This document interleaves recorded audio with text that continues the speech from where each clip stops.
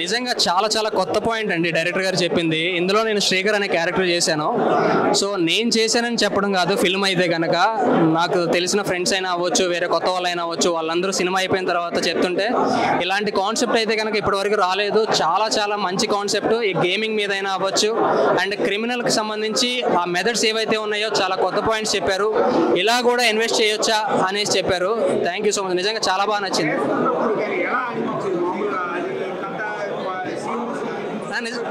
Director గారు నాకు script చెప్పారండి. స్క్రిప్ట్లో కూడా నా క్యారెక్టర్ కూడా చెప్పారు. నా క్యారెక్టర్ ఎంత పర్టికులర్గా ఉంటుందో అంటే నా క్యారెక్టర్ శ్రీకర్. సో టెక్నికల్గా నేను చాలా ఒక నాలెడ్జ్ ఉన్న పర్సన్, టెక్నాలజీ పరంగా అయినా కానీ ఏమైనా కానీ.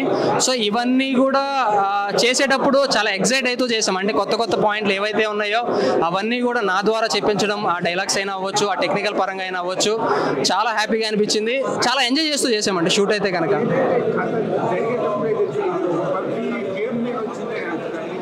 అంటే లైక్ పబ్జీ అనేది కాదండి, ఒక గేమింగ్ సంబంధించి ఒక ఇప్పుడు ఎవరైతే ఆబ్వియస్గా మనం చూస్తూ ఉన్నాం, చాలా మంది పిల్లలైనా అవ్వచ్చు, పెద్దవాళ్ళైనా అవ్వచ్చు, గేమింగ్ ద్వారా ఎంత వేరే వాళ్ళని కిల్ చేయడం అయినా అవ్వచ్చు, వాళ్ళ లైఫ్ వాళ్ళు ఎంత స్పాయిల్ చేసుకుంటారన్నదైనా చూడొచ్చు.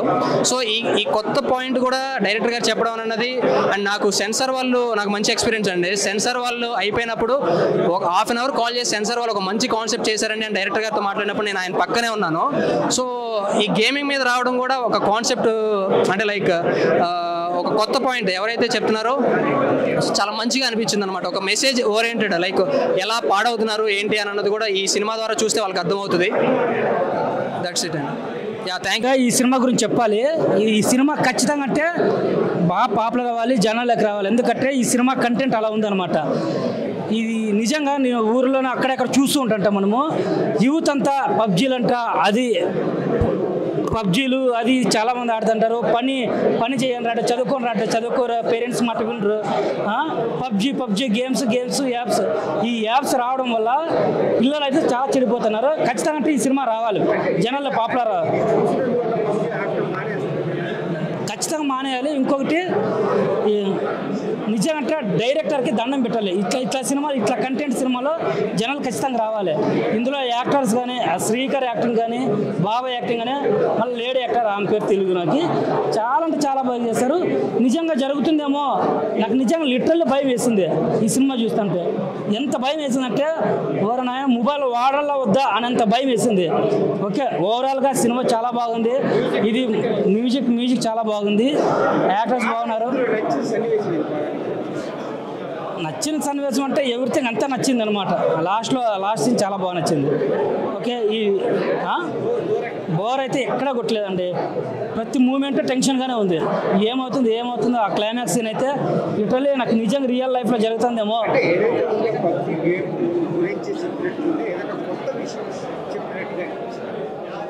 ఆబ్వియస్గా కొత్త విషయం ఏంటంటే యూత్ చదివే పిల్లలు ఉంటారు కదా, వాళ్ళకి మంచి మెసేజ్ ఉన్నట్టు ఇది. Okay, thank you.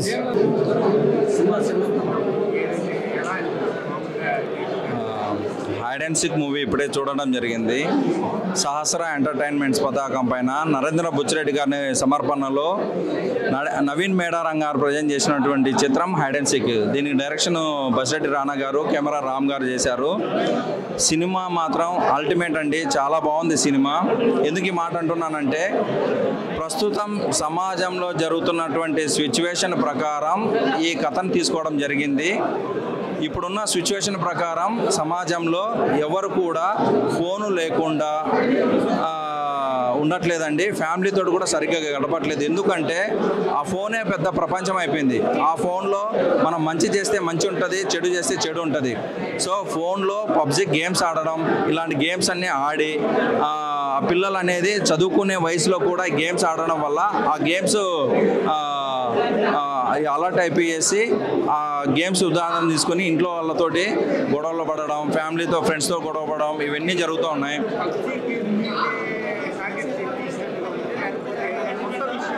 కొత్త విషయం విషయం ఉందండి. ఎందుకు ఈ విషయం చెప్తున్నా అంటే, కొత్త విషయం ఎందుకుందంటే ప్రస్తుతము ఉన్న సమాజంలో గేమ్స్ తీసుకొనేసి వాళ్ళు ఆ గేమ్స్లలో టార్గెట్ రీచ్ అవ్వడానికి మదర్ని కానీ ఫాదర్ని కానీ ఇంట్లో ఫ్యామిలీ సిస్టర్ కానీ మదర్ కానీ వీళ్ళందరినీ కూడా టార్గెట్ కోసం అనేది వీళ్ళ మీద కూడా దాడి చేయడం జరుగుతుంది. సో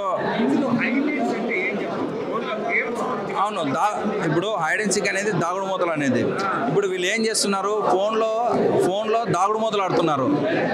ఆ ఫోన్లో ఏం ఆడుతున్నారో ఇంట్లో వాళ్ళకి తెలియకుండా ఆడడం, ఆ టార్గెట్ రీచ్ అవ్వడానికి క్రిమినల్స్గా మారడం, క్రైమ్ చేయడం, ఇలాంటివన్నీ జరుగుతున్నాయి. సో దయచేసి ఫ్యామిలీ మెంబర్స్ ఎవరైతే ఉన్నారో వాళ్ళ పిల్లలు ఏం గేమ్స్ ఆడుతున్నారు, ఫోన్లో ఏం చూస్తున్నారు అనేది పేరెంట్స్ అబ్జర్వేషన్ చేసుకుంటూ వాళ్ళు గైడ్ ఇచ్చి వాళ్ళు మంచి సమాజంలో నడిచేటట్టు చూడాలని నేను కోరుతున్నాను. Thank you. చాలా క్రేజీగా ఉంది యాక్చువల్లీ.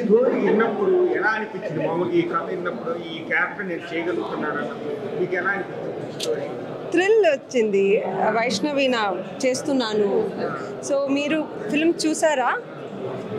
సో చూసిన తర్వాత సో అదే చెప్పారు, భయంగా ఉంది మీరు నిజంగా. I mean when I see you in real వేరే మాదిరి ఉంది, but when I see you in as a cop భయం అవుతుంది అని చెప్పారు. సో కథ విన్నప్పుడు కానీ చేసేటప్పుడు ఆ ఫీలింగ్స్ ఎలా అనిపించింది? ఈ కథ స్టోరీ విన్నప్పుడు కానీ స్టోరీ విన్నప్పుడు కానీ అంటే ఎలా అనిపించింది? సబ్జెక్ట్ కూడా దీనికి కానీ మూవీ రిలీజ్ అవుతుంది, మీరు కథే రెస్పాన్స్ చాలా బాగుంది. ఆడియన్స్ ఎప్పుడూ మొబైల్ చూడట్లేదు, ఆడియన్స్ ఎవరెవరు మాట్లాడట్లేదు, ఇలా ఐ మీన్ ఇంటర్వ్యూకి పోవట్లేదు. సో చాలా ఐ మీన్ క్యూరియస్గా సీట్ కార్నర్లో ఐ మీన్ వచ్చేసి I mean they sat and they were seeing. So I'm excited. మీరు కూడా చూడండి, చెప్పండి. నేను ఎక్స్పెక్ట్ చేశాను.